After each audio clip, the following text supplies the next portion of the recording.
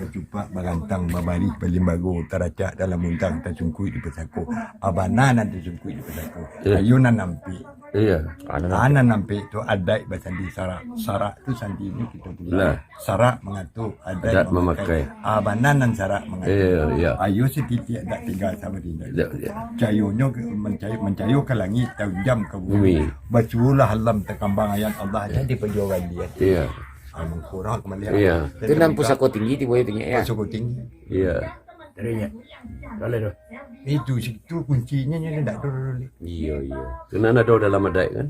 Itu lah dalam adai. Ndak dulu nan mengatur tu yang mujizat Al-Quran. Iya. Itu nama ketua ini. Itu nama mengatur.